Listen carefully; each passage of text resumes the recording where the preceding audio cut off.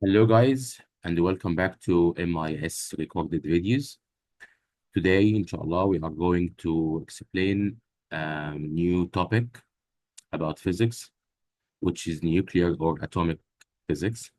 We can call this unit nuclear physics because we will study some phenomenon related to the nucleus inside the atom, and also we can call it atomic physics because we will study some topics related to the atom itself. We have taken two units before this unit. We took general physics, including the motion of the object, including also acceleration, velocity, momentum, moment, springs, and all these topics related to the general physics. And we have studied also the thermal physics, including the temperature, the quantity of heat transferred between two objects, and also the ways of heat transfer. In this unit, we will study the topics related to the atoms. And before talking about atom, we have to know some information about it. So we will study with the atomic structure. In this unit, we have two chapters. Chapter 1 is the atomic structure, and chapter 2 talking about the radioactivity. It's a very important chapter in this unit. So starting with atomic structure, we have the nowadays well-known structure of the atom, which is composed of nucleus inside the atom. This nucleus containing protons and the neutrons. And around this nucleus, we have a negatively charged particles called the electrons revolving continuously around the nucleus. And because of the number of negative charges of electrons and the number of positive charges of protons, so we have a neutral atom. So protons and the neutrons inside the nucleus, we can call them nucleons. Okay, so when you hear a word nucleons, it means that we have a protons and the neutrons inside the nucleus. We have many contributions from the scientists to know the structure of the atom. We have a contribution from J.J. Thomson and Rutherford, and each one of them put a prediction for the structure of the atom. And Rutherford makes something called the gold foil experiment to explain the structure of the atom. In this experiment, we have a source of radioactive um, radiation or radioactive source emitting alpha particles. And alpha particles known as the nucleus of helium atom. Okay, when you look at the periodic table in chemistry, you will find that helium has an atomic number 2 and mass number 4, and alpha particles is the nucleus of this atom. So we have a source of alpha particle. This source emitting alpha particles continuously, and we directed these alpha particles to a gold foil. Okay, this gold foil is surrounded by a detector to detect the alpha particles interaction with the gold foil atoms. And in this experiment, Rutherford noticed 3 observations. The first observation is most of alpha particles went straight through the gold foil without changing direction. This is the first observation of Rutherford. Most of the alpha particles went straight through a gold foil without changing direction. And this observation indicates that most of the atom mainly space. So this observation gave a conclusion about the atom and showed that all or mainly the volume of the atom, mainly space. The second observation is some of the alpha particles deflected slightly when passing through the gold foil. So this deflection is due to the repulsion between the positive charged alpha particles and the nucleus or the positive nucleus of the atom. So this conclusion is there was a positive charge in the atom that repelled by the positively charged alpha particles. So from these two observations, we have an atom containing a large volume of space, and also it has a positive part in it. The third observation in Rutherford experiment is a few alpha particles deflected backward. We can call them reflected alpha particles. And this observation indicate that the positive charge in the atom must be very concentrated to exert such a large force on the alpha particles. The mass and the positive charge are concentrated at the center of that. This is the general overview of Rutherford experiment, and this summarized by 3 observations and the 3 conclusions about each one observation. Okay, let's see a video which summarizes Rutherford experiment and how it's done to show the structure of the atom.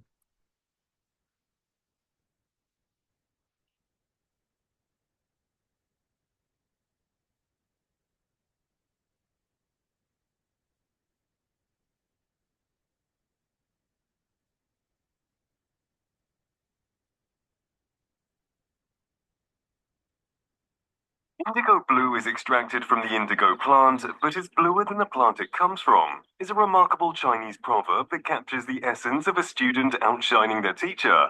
A historic example happened in the field of chemistry, when Ernest Rutherford, hailed as the father of nuclear physics, surpassed the prowess of his own mentor, J.J. Thomson, by providing a profound and superior understanding of atomic structure.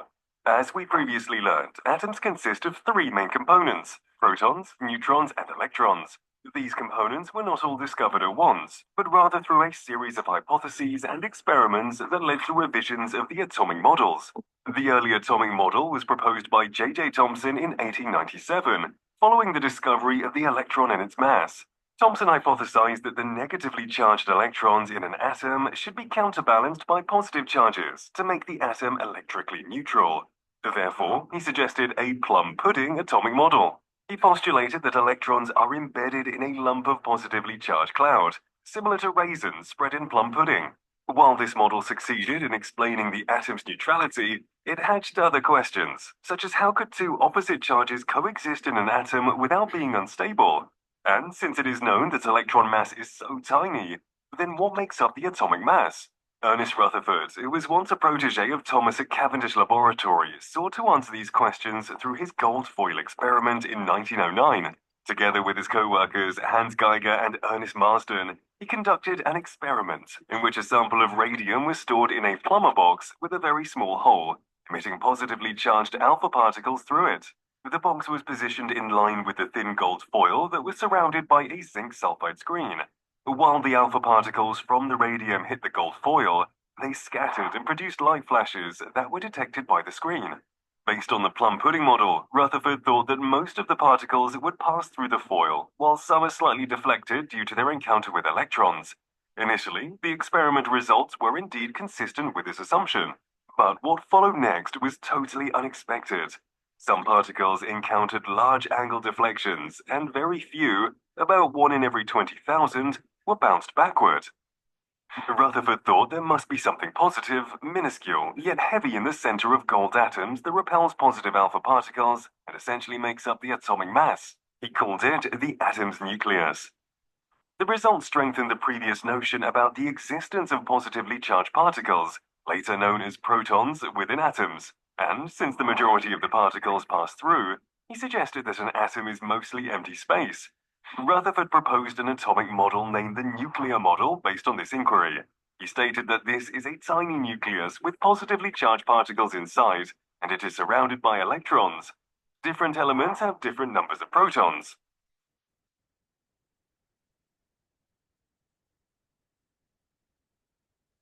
Okay, so returning back to our notes. So we have many atoms of different elements. So inside any atom, we have two important things like atomic number and mass number. Atomic number or proton number is the number of protons or number of electrons inside the atom. So it's number of protons or a number of electrons. But the mass number, or we can call it nuclear number, it's the number of protons and neutrons inside the nucleus. And any element can be represented by X, A, and Z. So D is the atomic number and A is the mass number. A is mass number or nuclear number, and Z is the atomic number or proton number. For example, we have lithium.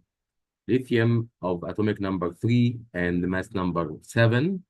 So the number of neutrons is 4 because we subtract 7 minus 3 to get the number of neutrons inside the atom. And also we have hydrogen, 1 atomic number, 1 nuclear number. When we subtract them, we have 0 neutrons inside it. And also we have a chlorine. Number of neutrons is 18 because we subtracted 35 and 70. Okay, for every element, we have something called the isotopes. The isotopes are an atoms of the same type and same proton number, but different nuclear number. For example, we have hydrogen, same atomic number, 1, 1, 1, but different mass number, 1, 2, 3. So in the first atom, we have 0 neutron. Second atom, we have 1 neutron. The third one, we have 2 neutrons. Another example for lithium, we have atomic number 3, mass number 6. And also we have another isotope of lithium containing atomic number of 3 and also mass number 7. So here we have 4 neutrons and here we have 3 neutrons.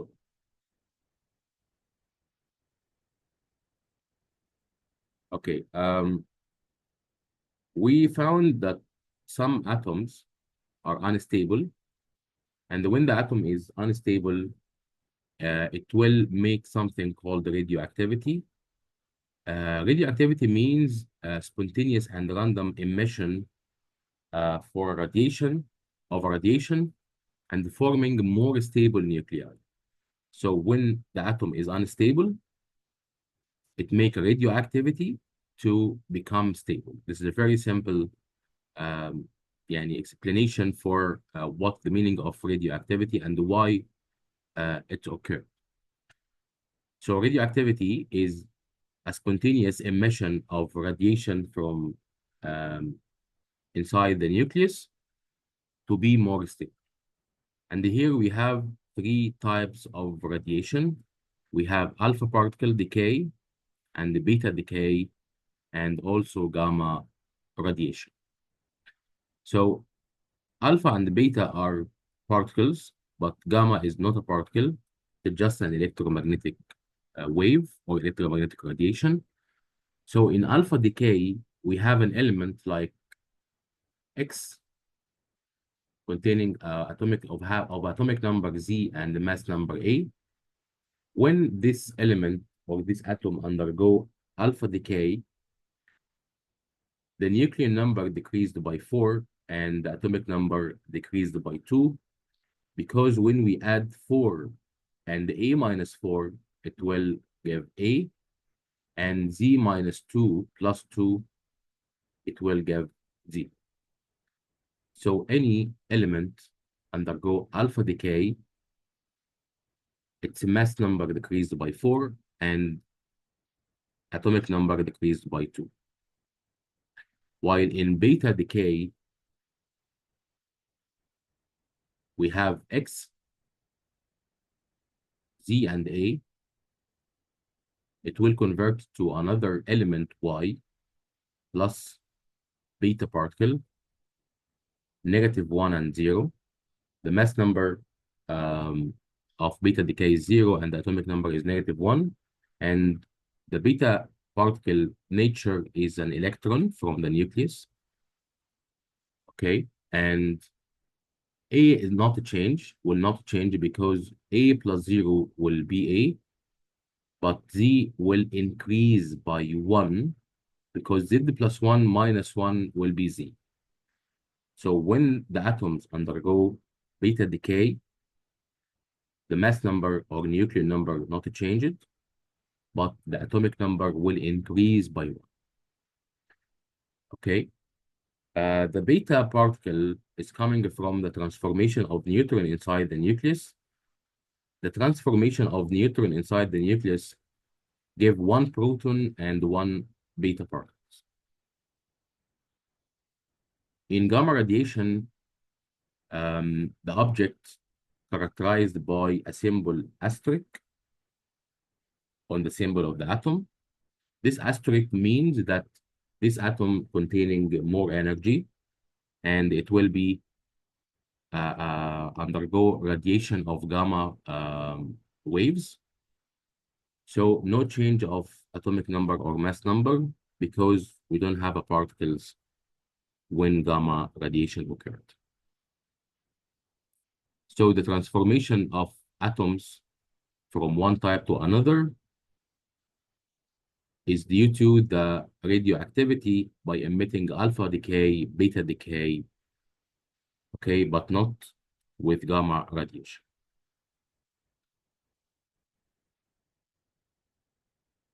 If we want to compare between these particles, alpha particle, beta particle, gamma radiation, we will compare between them according to the ionizing power and penetrating power, and also the deflection by electric or magnetic field. In alpha particles, we have a strong ionizing power because it's heavy and a large object, comparing to beta particles. But the ionizing power for beta particles is weak or moderate, but gamma radiation cannot ionize atoms, or it's very weak to ionize an atom. The penetrating power or penetration power for alpha particle is stopped by a paper or 6 centimeters of air because it's very heavy and cannot move a larger distance in air. So it's stopped by a paper or 6 centimeters in air. Beta particle is stopped by 3 to 5 millimeters of aluminum foil or 1 meter in air. So alpha particles move 6 centimeters in air, beta particles maximum 1 meter in air, and they can be stopped by aluminum foil. But gamma radiation can move a larger distance and only stopped by a film of lead. And this film of lead can reduce the gamma radiation to its half. The deflection of particles by electric or magnetic field, alpha particles deflected, beta particles deflected because they are charged particles. Alpha particles is positive and the gamma particles is negative. So they will deflected by the electric and the magnetic field, but gamma radiation cannot deflected by electric or magnetic field because it's not a charged particles. To show the path of alpha, beta, and gamma radiation inside a magnetic field, we have here a magnetic field inside the page or inside the screen. So when you see dots like these dots, so we have a magnetic field inside the screen. So the magnetic field in this case coming from your face into the screen. So we will represent this magnetic field by dots on the paper or on the screen. When alpha particle move inside the magnetic field, it will move a large distance and then bend down. But beta particle, because it's lighter than alpha particle, it will affect by the magnetic field rapidly, and it will deflect upward. So the deflection of alpha and the beta particles opposite to each other. When you see alpha particles move downward, beta particles should move upward. But alpha particle will move a larger distance than beta particles, while gamma radiation cannot deflect it by magnetic or electric field. The opposite process will happen if we have a magnetic field outside the screen. So the magnetic field in this case coming from behind the screen into your face, alpha, beta, and gamma radiation. So we have alpha particle now move upwards because the magnetic field is reversed, and the beta particle move downward, and noted that the alpha particle move a large distance inside a magnetic field to be affected by it. By beta particle, once it enters the magnetic field, it will affect by this field and move in a certain direction according to the direction of magnetic field.